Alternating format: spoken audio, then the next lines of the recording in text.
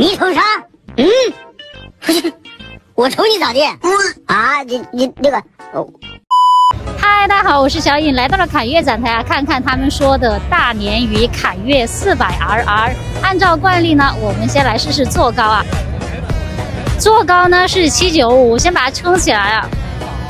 它的坐垫呢没有做的很窄啊，所以啊坐高其实还是有点压力的。看看坐姿，脚踏呢还是做的比较高的，也比较靠后，然后它这个分体式的手把比较低，整个坐姿呢是比较运动的。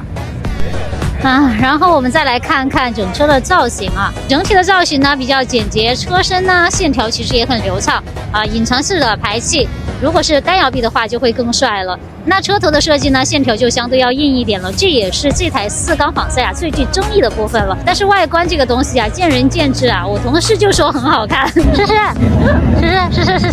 那个凯越400RR你觉得怎么样？好看呢，我喜欢那个鲶鱼的那个呀，那种叫越看越耐看，知道吧？就像我喜欢关良一样，你不懂我的。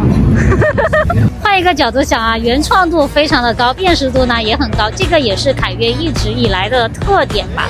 我可能做的不是最好看的，但是我一定是做我自己的。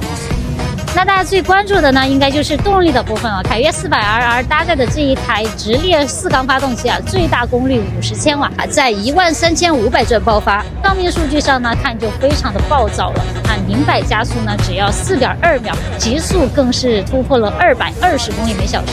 这个成绩不仅仅是发动机的功劳了，还得益于它轻量化的设计。在轻量化方面啊，凯越一直都是做的不错的，而400RR呢，简直是做到了极致，仅只有159公斤，而这个轻量化呢，是从车架、轮毂、副频差，几乎是每个部件能轻都则轻了。看看凯越400RR的热度有多高啊！毕竟是4缸，虽然还没有发布啊，但是已经很快了。预计2023年的6月份呢就会上市了。国产4缸仿赛的天下呀，以后再也不是 QG 独享了。